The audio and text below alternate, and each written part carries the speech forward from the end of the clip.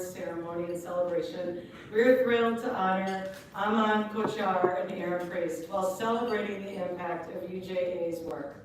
Aman and Aaron, it is our privilege to recognize both of you tonight as you set examples for the publishing industry, community, professionally, and philanthropically. Aman Kochar is President and CEO of Baker & Taylor. He joined the company in 2014 and served as EVP and General Manager before becoming CEO in 2021. Under his leadership, Baker & Taylor has launched more new products and services in the last 5 years than in the 30 years combined.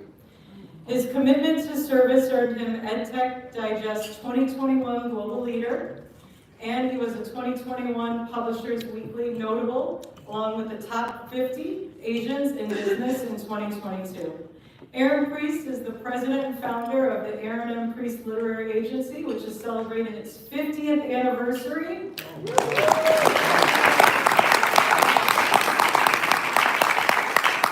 And Aaron has been involved with UJA for the same amount of time and is a longtime dedicated supporter of the organization's important work, along with his wife, Arlene.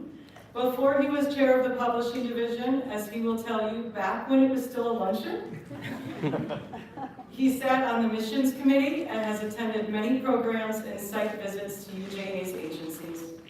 It is no wonder he is receiving a Lifetime Achievement Award this evening. I also want to take a moment to welcome and thank the members of UJA's Publishing Division Council and their leadership for all their hard work and support year-round to make this night possible, and members of UJA's executive team for joining us. In just a few short moments, you'll see a video about the work you're collectively supporting with your generosity. Between the ongoing war in Israel and the skyrocketing anti-Jewish hate on college campuses and around the world, it's no understatement to say the global Jewish community is grappling with enormous challenges. And in combination with the ongoing needs in New York, like pervasive poverty, hunger, and a mental health epidemic, it is inspiring to know that UJA is responding to these issues on all fronts. In fact, many of the people UJA helps are not Jewish, nor do they have to be. And in every step, whether here or abroad, UJA prioritizes dignity, compassion, and holistic care. Let's learn more about the critical work they do and the extraordinary impact that they have.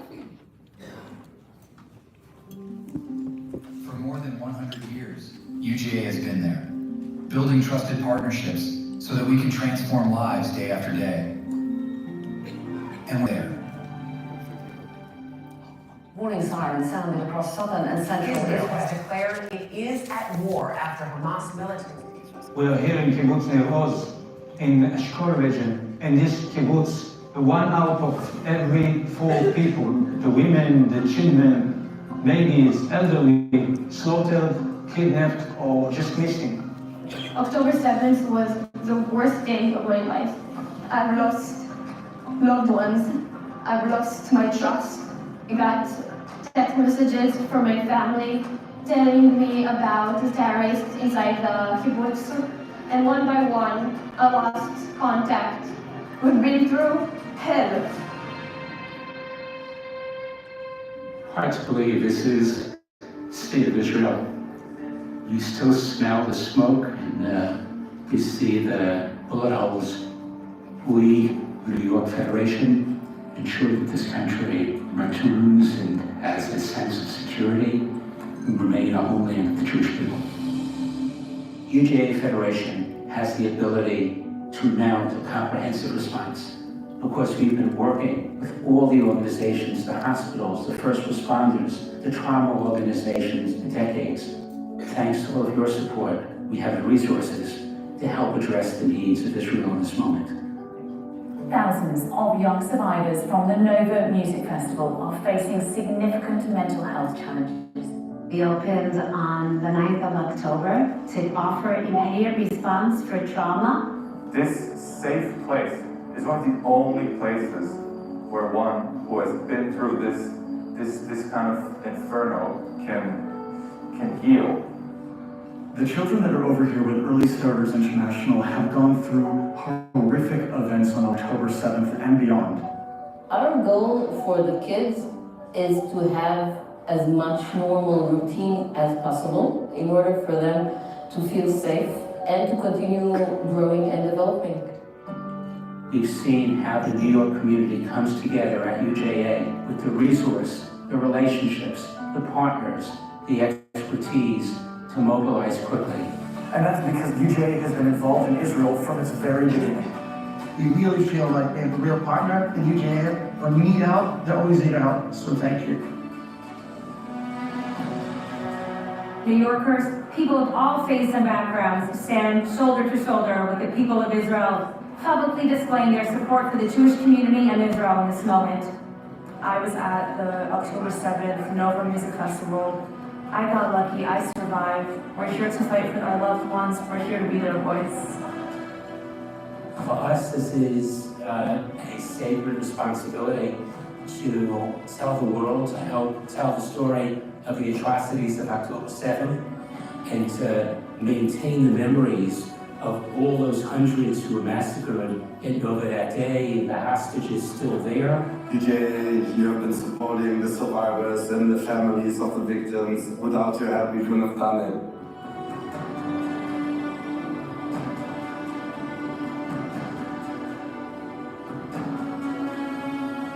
As anti-Zionist rhetoric soars on campus, Jewish students are facing unprecedented levels of challenge.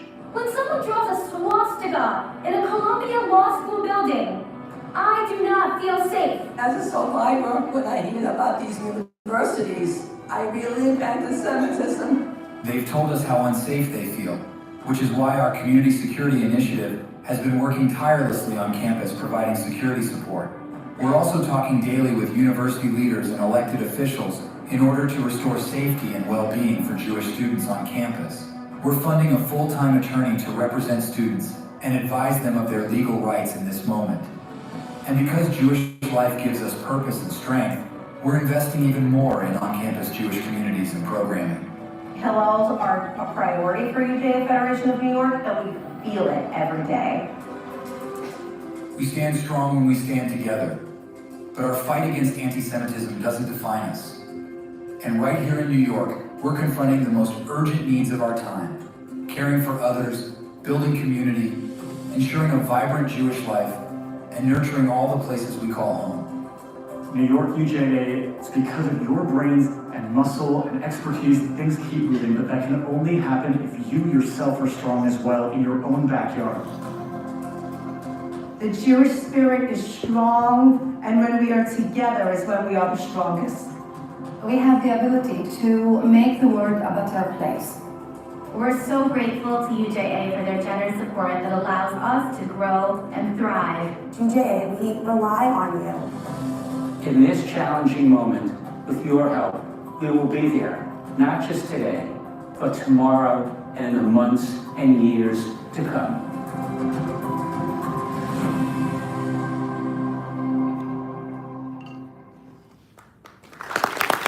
Please welcome Wendy Sheila and Jennifer Wise and Alan Gutierrez to the stage.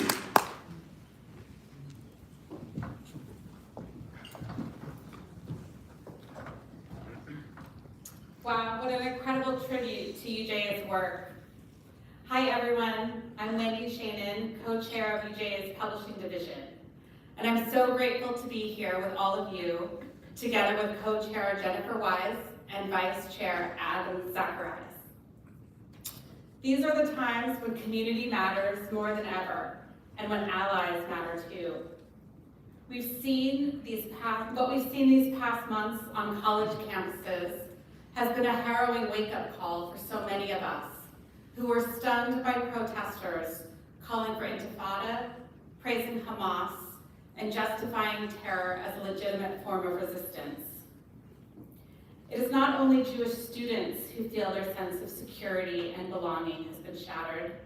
It's so many of us in the greater Jewish community as well. And this has only added another dimension to the pain we've all been carrying since October 7th. With anti-Semitism skyrocketing here at home, UJA has been actively engaged with our partners on the ground, both before and after October 7th.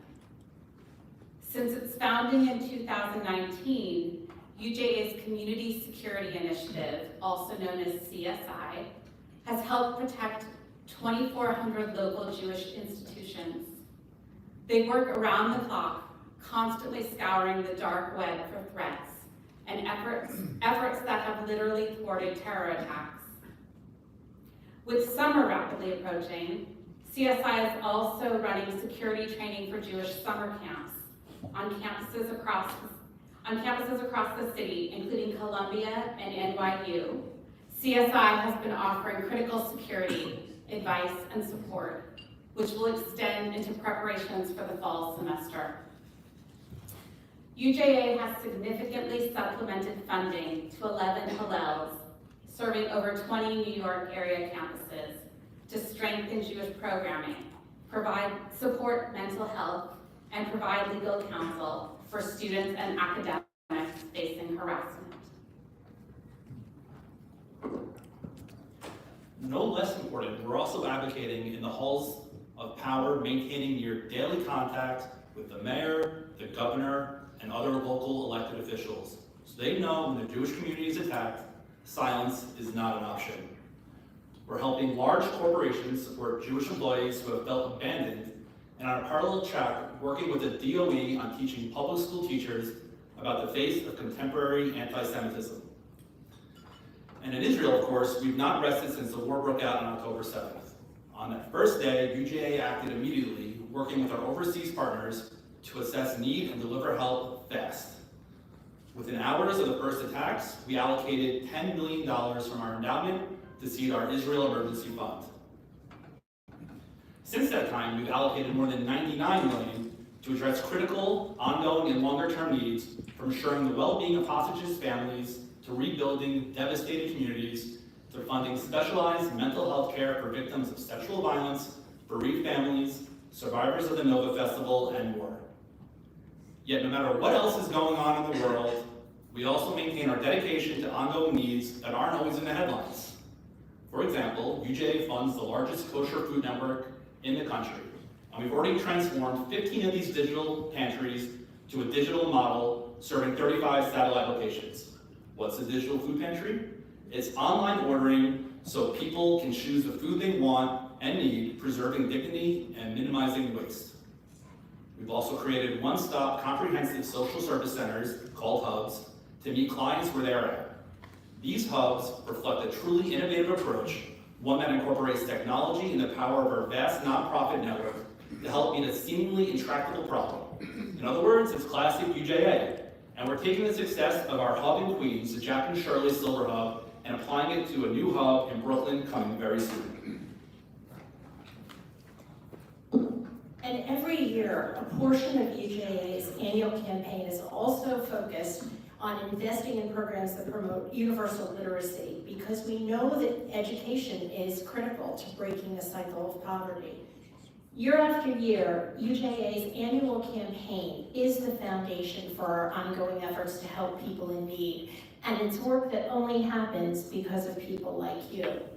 And as Audrey mentioned earlier, UJA is not exclusive to the Jewish community, and they welcome people of all backgrounds and religions to get involved. So regardless of your financial capacity or your professional level, there is a place for you here, and anyone else you think would like to be part of UJA's mission and UJA's publishing community, just contact one of us. So if this is your first foray into UJA's world, welcome. And if you know someone who is looking to make a difference, please invite them to be part of our community and this group of industry change makers and leaders. At this time of ultimate divide, let's work together to unite and grow our publishing community in support of UJA. Let's change and save some lives together. And with that said, if you'd like to make a new or additional gift to strengthen the work you've heard about tonight, we've made it easy for you. All you need to do is scan the QR codes located on the tables around the room, and your generosity will make all the difference. And now it's my privilege to welcome best-selling, award-winning author David Baldacci to the stage to present our first award.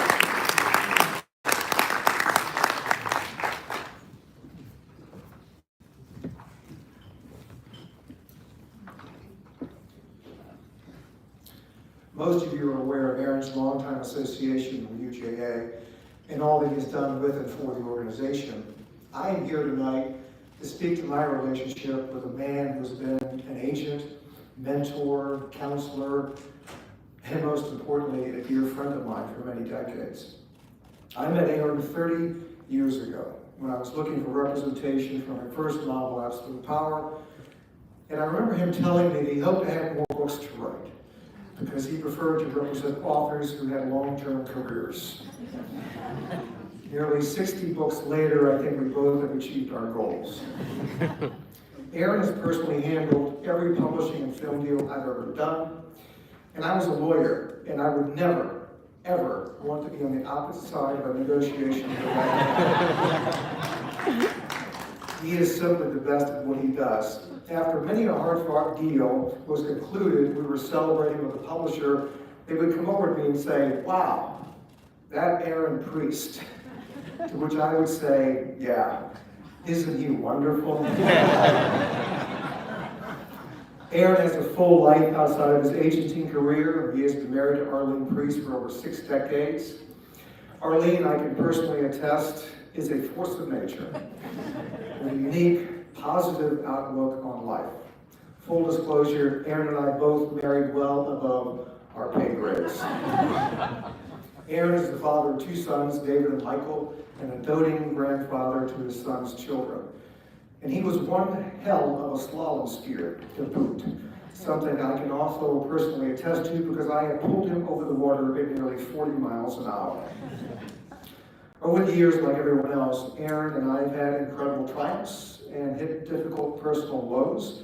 We have encountered health challenges and we have lost loved ones. Through each of these events, Aaron has always been there for me. It's easy to be a friend when times are wonderful. True friendship is defined as the one who shows up when times are hard, when a friend's support and encouragement can work wonders. He has given me wise, sage counsel for 3 decades. He is the first person I would choose to go into a difficult situation with. Aaron is not just a mensch, he is a mensch's mensch. He is one of the best friends I will ever have, and I have been immensely privileged to have him in my life. You could not have chosen a better qualified person for the Lifetime Achievement Award. I am so proud to present you with this award, Aaron. Everyone, please join me in welcoming to the stage my friend, Aaron Priest.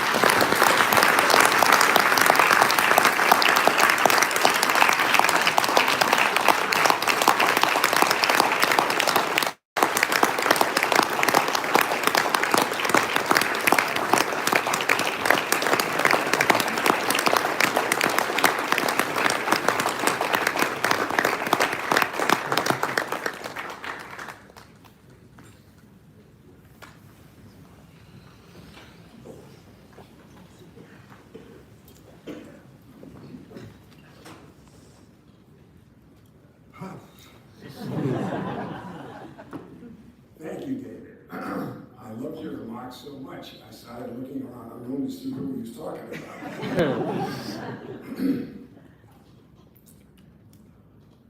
I hate to take half of my picture taken, but since the photographer is my son, Michael, thank you, Michael. Thank you, UJA, for this award. I have a very clear memory of my father in 1948, watching him jumping up and down for joy when Harry Truman recognized the new state of Israel 11 minutes after it was established. My dad worked for the Jewish National Fund, which was purchasing land in the 1930s and early 1940s. Much of this land became the new state of Israel. Refugees from Europe, mostly survivors from the Holocaust, were flocking to the new state. Both the people and the state badly needed money to help them get established and cared for. That's when I first heard about UJA. The United Jewish Appeal was founded in 1939 when several Jewish organizations merged their fundraising campaigns to provide relief to distressed European communities. In 1948, UJA provided aid for refugees to go to Israel and send staff and volunteers to aid in the absorption. of 685,000 immigrants. In 1986, UJA formally merged with Federation, which was founded in 1917, to create UJA Federation of New York. When I first got involved with UJA Publishing Division, it was an annual lunch, sort of. It was then changed over time to a sit-down dinner, and today we have more time to socialize because we have the way it is today. Unfortunately, the rise in anti-Semitism, UJA is in the forefront of combating hate wherever it appears. UJA spends tens of millions of dollars for those in need. Need has no specific color, race. We help those who are hungry and homeless who need job training. We partner with organizations like Met Council, the Jack and Shirley Silver, Hugging Queens, and many others. Met Council is America's largest Jewish charity dedicated to fighting poverty. Arlene and I were fortunate to visit their digital food pantry just before Passover. We were extremely impressed with the impact that they make. There's a line from Fiddler on the Roof, which makes reference to dinner, chicken for Shabbos dinner. When a poor man has a chicken, one of them has to be sick. For those who are living at a poverty level, a Friday night chicken is a big deal. Today, what is a big deal for me is helping those who need help. And one of the best ways I know to do this is contributing to UJA. To allow people to lead their lives with dignity is as important to me as providing them with their basic human needs. I want to thank UJA again for all and thank all of you for your participation. I want to especially thank my friends and relatives who have come from many different places.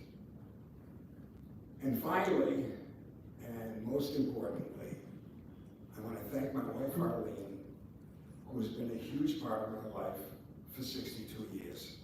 Thank you.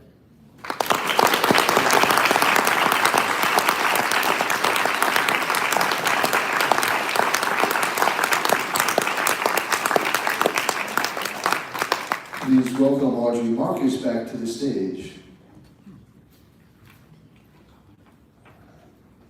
Congratulations, Aaron, Mazel Tov on your well-deserved award. You're truly an icon of this industry and have devoted so much of your life to it. That was really inspiring to hear your story. Aman. I first met Aman several years ago, and we quickly became partners and friends.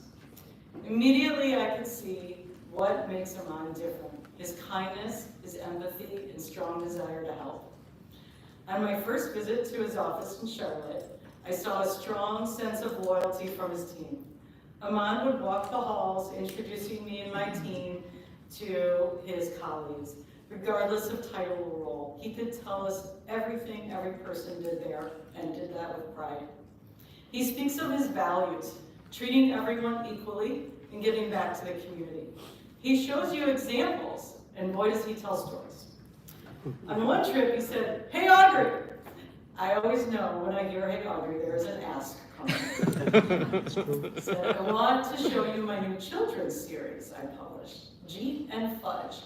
It's about a Sikh boy and his dog Fudge. You know, Audrey, Sikh children need characters that represent them too. The latest book is just out. It's called The Loving Library."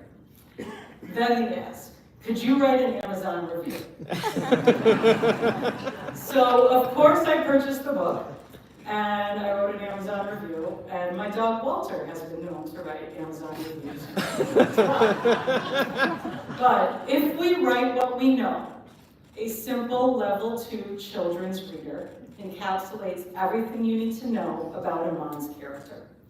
This book teaches about the Sikh tradition of seva, helping those in need without expecting anything in return. Jeet, the little Sikh boy in the story, is feeling alone and looking for a friend to read books with. In the story, his dad teaches him about seva, So Jeep decides to build a loving library from donations so the community can have free books for people who are sick or in need. In the process, Jeep makes a friend who also likes to read and help people, and Jeep is no longer alone. I know the feeling of being alone, as my own experience since October 7th with the rise in anti-Semitism has been deafening silence from friends.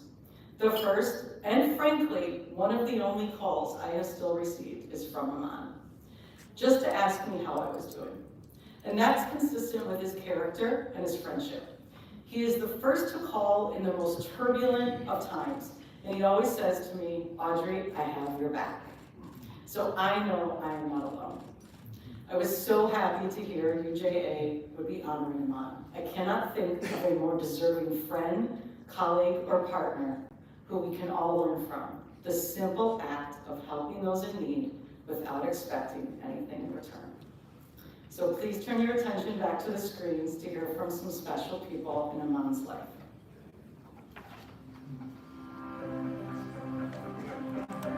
Congratulations, Aman. What an honor and so well deserved. This is such an appropriate recognition as you and UJA share a number of core values and missions. You both work in the service of others. You both strive to improve people's lives, circumstances, and outcomes. And you both approach each and every day with unquestionable passion and commitment. I'm thrilled beyond words to share this moment as we celebrate a truly remarkable leader. Congratulations, Aman, for winning this prestigious award. We see your dedication to promoting literacy in everything you do. Your compassion for those in need is equally impressive. And you've shown us that true leadership extends beyond the boardroom, reaching out to support our community. Congratulations, Aman. I'm so happy for you, brother. You deserve this recognition and so much more. You've made such a huge difference not only in business, but in so many of our lives. Can't wait to see you celebrate in person. What a night, what an incredible honor. Couldn't be happier for you, and there isn't anyone more deserving of this award. Your passion for reading and literacy is unmatched and really embodies the spirit of BET. It's been great to know you. It's been extraordinary to see your grit and your perseverance and your belief deep down in the core of you for what it is that you're doing, for how it is that you're trying to help the world be a better place through literacy, learning, through supporting libraries and kids, through sliding doors and trying to give them opportunities to be seen and then have those mirrors reflected back to them. Those of us in the room that work for him know that he can be a pain in the ass, but his heart is always in the right place. One of my favorite Aman anecdotes is where a lot of CEOs have written books about how they've turned the company around with a paper clip and a pencil, and they write, a book on that. Our guy is writing books on social emotional learning with him and his dog Fudge. And I think that speaks volumes about Aman and where his heart's at. Over the years, you've taught me many things about the industry and leadership. Most importantly, always have framed pictures of yourself in the background of video calls.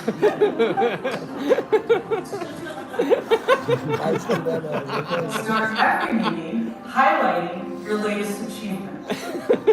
Then pause so all the attendees can appropriately congratulate you. In all seriousness, all of your accolades are very well deserved. You truly live your values of caring for and about people with integrity.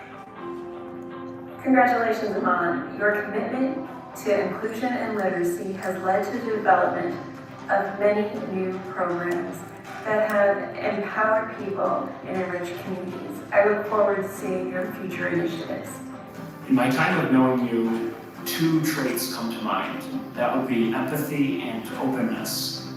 Two very admirable traits. It's made you an inspiration for many people, including myself. I wish you great fortune in the years to come as you continue to work towards creating a better tomorrow. Your leadership of a company of 194 years on the dawn of its third century has been nothing but remarkable. Your wonderful, effervescent, go-get attitude has been well received, and we look forward to many more years of working alongside you as we take our company forward. Congratulations again. Congratulations from all of your friends at Clarivate. We value your continued support and friendship. Congratulations, Aman. So again, Aman, congratulations. And to you and UJA, thank you for all that you do. Let's all raise a toast to you. Congratulations, Aman, on this well-deserved honor. Please welcome Whitney Weston to the stage.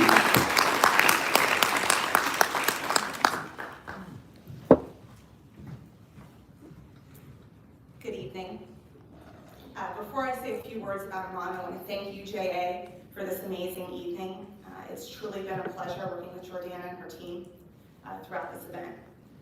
I spent the last 10 years working alongside and for Aman, and when I began to map out my remarks for tonight, I was reminded that Aman sometimes notes that he was met with skepticism when he joined the Baker and Taylor team. As I thought back to 2014, memories became clearer. What Aman recalls as skepticism was actually astonishment. Aman perplexed us. I mean, really perplexed us. He was unrelenting. He had boundless ideas. And we thought he joined the team to fix some technology issues and modernize our IT functions. Yet he asked questions that challenged us in a way that showed his vision was bigger. He shared weekly reading lists. He often ended meetings with a poem or an excerpt from a 17th century monk. And in those early months, right when we thought we figured him out, he'd throw us a curveball, and I would ponder if he realized he worked at a 190-year-old book distributor. As time went on and changes loomed large on the Baker and Taylor horizon, his vision started to crystallize. We were no longer perplexed. Aman knew what B&T was, but he also saw what we could be. He knows the work we do and the customers we serve are so much more than a space where we ship books to be placed on shelves. He understands at a cellular level the impact, importance, and potent power of reading. He challenges the B&T team, our partners, and our customers to see the work of publishing and librarianship as he does, as vital, a basic need for a community no different than transportation or healthcare. And in communities where literacy and access to books is supported, like what UJA does here across New York, outcomes are improved and the quality of life is better. Aman is a big fan of Kim Scott's business culture of radical candor. And if you've worked or partnered with him, you know the message of inspiring teams to work better through fierce conversations is a strategy he readily applies. Aman and I have had our share of fierce conversations. Damn straight. But I would contend Aman is not just radically candid. I would tell you he's radically optimistic. You must be radically optimistic to lead a buyout of Baker and Taylor a year after the start of the COVID-19 pandemic. You must be radically optimistic to write editorials on book banning in today's political climate. You must be radically optimistic to bring back bespoke publishing to Baker and Taylor because you want to improve representation and diversity in children's literature. It's that radical optimism we celebrate tonight. Congratulations, Aman. On behalf of the entire Baker and Taylor team, we are so delighted to honor you tonight. All, please join me in welcoming tonight's Publishing Titan Award winner, Aman Kochhar.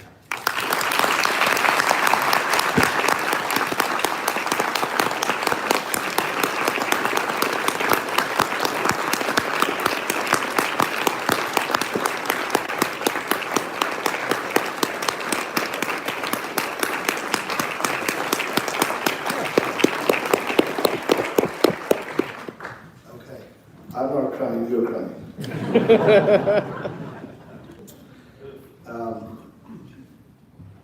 I wish I was born with articulation, but I only get to go tonight. Shalom. And in the words of my people, Sat Sri Akal, loose translation, truth is the only timeless existence. I haven't had a lot of moments in my life where I could use the word surreal. I faked it. This seems apt though. I still think I'm here for somebody else. And while I wish I would have practiced my eloquence through my life, you will get the most articulate attempt at maybe me tonight. I'm profoundly thankful to my team, who's my family here. My aging parents couldn't be here, but hopefully they're able to hear me through a little webcast we have. My team is truly my family. So I'm profoundly thankful to my team and the larger publishing ecosystem who stood by our company, because of whom I'm here. Through daunting and unprecedented challenges, probably the only company that can morbidly talk about surviving the Spanish flu and the COVID-19 pandemic. We navigated the treacherous waters of cyber attacks and emerged stronger and more resilient only because the people in this room in the publishing community have stood by us. As a sixth CEO in the United States, I've always been fascinated by the rich tapestry of interfaith studies. Both ancient Judaism and the relatively new Sikh principles share profound values that resonate deeply with me as I've learned more. Sikhism, very new though, has always stood as a protector of equality and minorities. Judaism, with its ancient wisdom, teaches us the importance of community, resilience, and most importantly, hope. One parallel that strikes me deeply is the Jewish concept of tikkun olam, which means repairing the world, and the Sikh principle of seva and sarvat dabala, or selfless service, and may everyone be blessed always. When I was little, my parents used to tell me, never ask for anything for yourself, ask that the world does better, and you're part of the world. You'll get the trickle-down impact. I was always greedy though. I always asked for newer pants so I didn't have to wear hand-me-downs of my older brother. Both of these faiths teach us to look beyond ourselves, to look beyond ourselves towards the greater good. In our daily lives, in our work in publishing, we strive to build bridges, foster understanding, and promote empathy, values that are central to everyone in this room. It was a particularly challenging time for me after the 2012 Sikh temple shooting, mass shooting in Wisconsin. I was roaming the streets here in New York trying to find solace in words. And I happened to encounter a chance encounter with an elderly Jewish gentleman in a bookstore. He welcomed me, shared his admiration of Indian origin people, and told me that he was always advised if he ever visited India and was in trouble or needed help, he should find a Sikh person with a turban, and said, L'chaim, thanks for being you. He toasted me with a cup of tea. That moment was a revelation for me in my strive of life to find moments of kindness and happiness. It's not a goal. It's these little fleeting temples that we create every day of kindness, of empathy, that create a quiet mind. Building these small transient temples each day have brought me true fulfillment. Tonight, we celebrate the publishing ecosystem that supports and uplifts us all. It's a fabric woven from the threads of diverse voices and perspectives, creating a rich tapestry of understanding and empathy. In this industry, we're not merely purveyors of words, we are architects of ideas, shaping narratives that inspire, challenge, and sometimes enlighten. The publishing ecosystem, many of you are here, some friends, some colleagues, some people who are an inspiration personally and professionally. It's a remarkable community of support and collaboration. I worked in 7 different industries. No surprise, I had hard parents, the only option I had was to become a doctor or an engineer. So I started my career as an engineer. Probably the only brown man mad at engineering, but we are bound by a shared mission to create empathy and a sense of purpose through the written word. Both books have the power to transcend boundaries, challenge biases, and foster a deeper understanding of our shared humanity. In this endeavor, everyone contributing to our ecosystem, authors, editors, distributors, publishers, readers, play a vital role. As I reflect on the biases I've encountered while traveling the world and keeping my visibly different faith intact, I'm reminded of the importance of education and open-mindedness. With patience and willingness to engage the work that UJA does every day, we can truly dispel misconceptions and build bridges of mutual respect. I look around this room and look at so many familiar faces from the ecosystem and many new ones.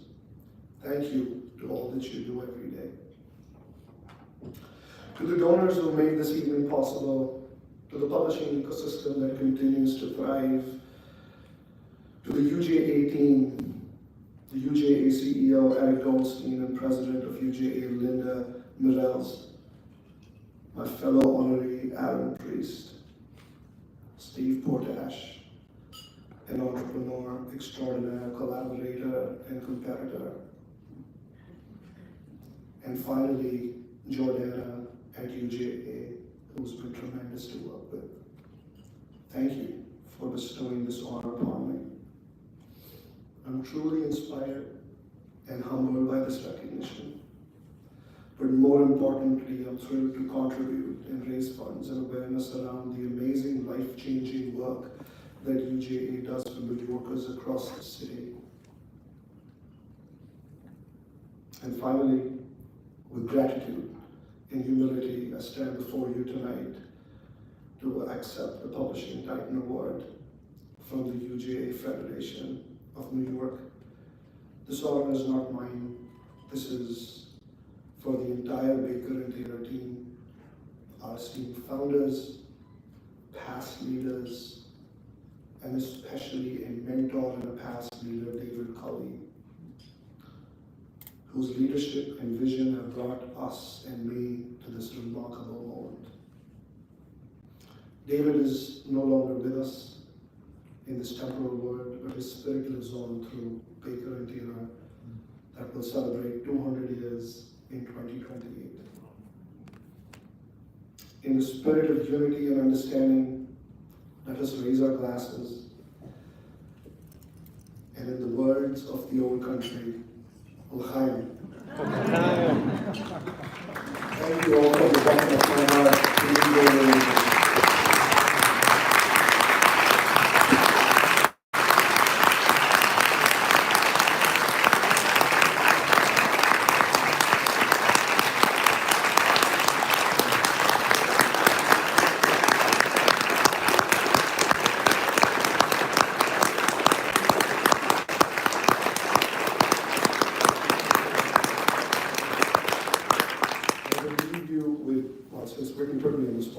I was reading 3 lines that touched my heart with the divisiveness in the world. When there is righteousness in the heart, there is harmony in the home. When there is harmony in the home, there is order in the nation. And when there is order in nations, there is peace in this world. With that, shalom, have a good evening.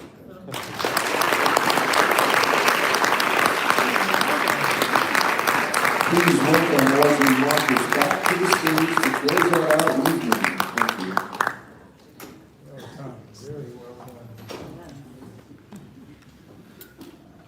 Congratulations, Aman. Those were beautiful, beautiful words.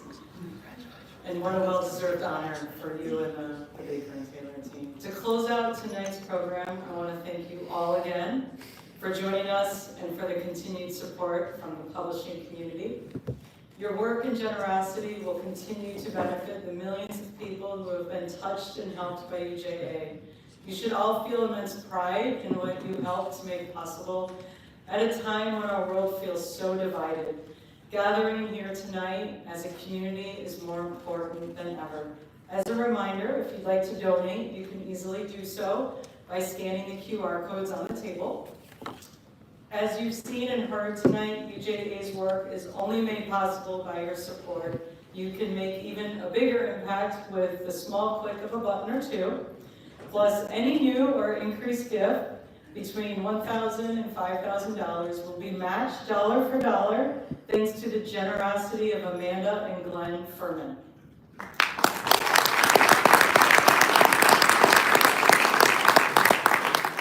And if you've already made a gift tonight, thank you. And if you're interested in becoming more involved in UJA and the publishing division, feel free to ask. One of the many UJA professionals in the room may be more than happy to get you started. Thanks again, everyone, for coming out. Enjoy the dessert reception. Have a great rest of your evening, and congratulations, Aaron and Amon. Thank you, Audrey.